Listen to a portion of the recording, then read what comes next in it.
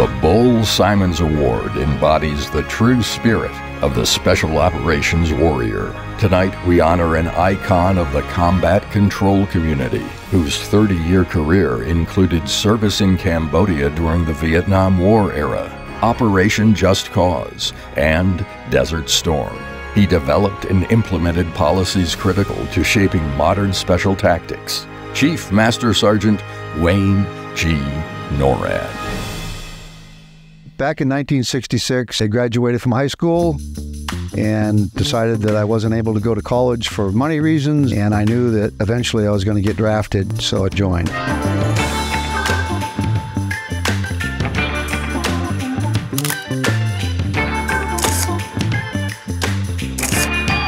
I went to tech school for bomb loading.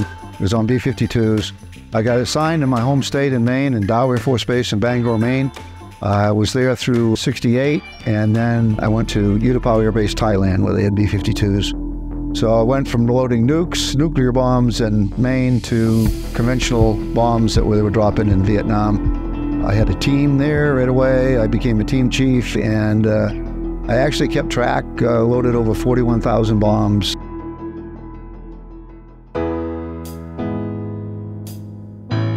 So I said, I want to retrain into combat control. So they sent me off temporary duty to jump school at Fort Benning, got my wings there, went to air traffic control school at Keesler Air Force Base, Biloxi, Mississippi, and finally the commander got me an assignment with orders to Pope Air Force Base. And I first met Chief Norrad when I signed into the 3rd Air Report Squadron at Pope Air Force Base, North Carolina, September 1972. It's very turbulent times. Military wasn't a very popular career field. Hard times, especially for young military members. And I remember one of the first encounters with Wayne, where we went out to work a Nijmegen drop zone. And yes, Sergeant Norrad said, Erwin Buckfelter, have you ever worked Nijmegen DZ before? And I said, no, Sergeant Norrad. He threw me the microphone. He said, it's just like working Sicily. He said, if you have any problems, wake me up. I'm going to go over here and take a nap. Keep your feet together. Watch out, watch out. It was OGT under fire. Wayne was a natural leader, but he did everything with humor as well. He's one of those guys. He had an infectious laugh, and everything was on the light side. But he was also very meticulous in demanding, adherence to standards, and we're going to do it the right way. If we don't do it the right way, we're going to do it again until we get it the right way. In the fall of 1974, I went to the Philippines, and we did training missions in Okinawa, Thailand, Cambodia. Got put in and got a Bronze Star out of the Cambodian mission. So after a couple of years in the Philippines, we had an inspector from the Military Level Command IG team came over, and he said, Wayne, we need another instructor at Combat Control School. So I took over the school as an E6 tech sergeant before they sent a master sergeant in there. About 2 years at the school, headquarters said, hey, they want you or Don to go to the team. So I went over to the team at Little Rock and was a team leader there for about a year. And my next assignment was the MAC IG. It was Wayne that recommended to Coach Carney that I might be one of the officers that he looked at to bring to the Special Mission Unit that we were forming in 1980 at Fort Bragg. And I remember getting the assignment to that unit, and Wayne joined the unit the next year. And Wayne and I ended up working together, and I'll tell you what we did a lot of. We did a lot of airfield seizures. We had an operation take place in Grenada. And at time of the Grenada operation, Sergeant Norrad was at the NCO Academy at the time. And then after Grenada, we had the Panama mission, which I believe that I recall he jumped in on that mission.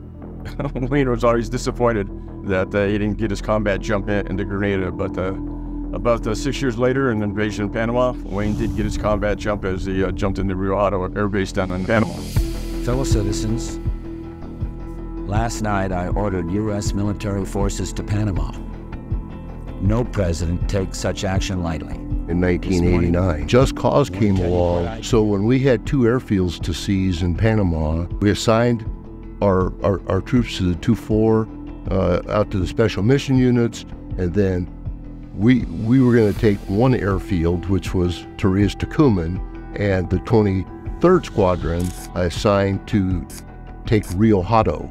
We got the mission to take down Rio Hato with the Rangers going in on 0100 in the morning on the 20th of December, 1989. Brochi's guys jumped into Torrijos-Tocumen, and then what's funny is my classmate, my teammate from the Philippines, my teammate from Det One, Makos, my son named after him, now also a Chief Master Sergeant, so the 2 of us now as chiefs over 20 years in the Air Force make a combat jump together into Rio Hato, so it was kind of a special time.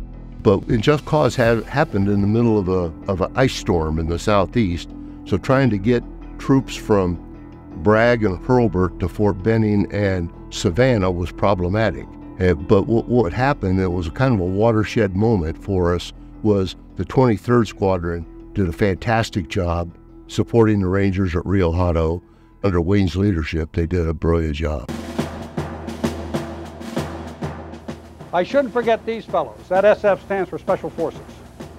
We put Special Forces deep into the enemy territory, and very important that I not forget those folks. The Marines made the move to get the Iraqis out of Saudi and went all the way up through to Kuwait City International Airport. We sent captain and 3 NCOs to take Kuwait City International Airport down. So the next day after they got there, we flew up. Saddam Hussein had lit the oil wells on fire, and so this visibility is terrible. We're flying through smoke. In fact, at one point, we almost had a collision with another aircraft. Anyway, we made it up there. We set up that afternoon, and that day we started landing fixed-wing aircraft, so I got to be the first controller to land aircraft at the end of the war up there. He spent a lot of years in the combat control field, from E5 all the way up to E9. Then culminating his career as the senior enlisted advisor at the Air Force Special Operations Command. So a lot of impact, and he really took care of people, and just a good man to work with. The Air Force didn't have a special designation for their command people like Sergeant Major, Command Sergeant Major, Fleet Master Chief, and things like that. So we didn't have any special insignia or title. And I said, you know what? I'm going to put out a package and try to get this changed. A year or 2 later, Mike Lampe was the U.S. SOCOM senior enlisted leader. And he said, Wayne, he said, I don't have a senior enlisted advisor's Air Force specialty. I still have combat control. What should I call myself? And I said, well, Mike, I'm putting in a package, and it's called Command Chief Master Sergeant. So just call yourself Command Chief Master Sergeant. He said, all right, I'll do that. So technically, the first title of Command Chief Master Sergeant in the U.S. Air Force was Chief Master Sergeant, Command Chief Mike Lampe. You had the Command Master Chief, Command Sergeant Major. I says, I'm going to start using that duty title. Even though it's not authorized, I went ahead and changed my duty title. I was still the senior enlisted advisor. I changed my duty title to Command Chief Master Sergeant. But Wayne was the individual that pushed that at Air Force level, saying we need to change the duty title to Command Chief Master Sergeant. Everybody depended on Wayne. He was an NCO who could establish a situation, establish the fact that you couldn't go into a combat operation and have anything to do with Air Force airplanes, shooting or landing or dropping. You could not do that without Wayne Norrad and the combat controllers. One of the things that I think I'm kind of proud of, and it goes beyond my career in the Air Force, is that I became part of a lot of organizations that gave back to the combat control, special tactics, U.S. SOCOM community, the Combat Control Association, the Air Commando Association, the Special Operations Warrior Foundation. And I actually helped out families. I really put my heart and soul into that. Carney and I served almost all those 19 years on the foundation together. Brochi came in the end, and we served there. So professionally, personally, they're some of the best friends that I have in the world.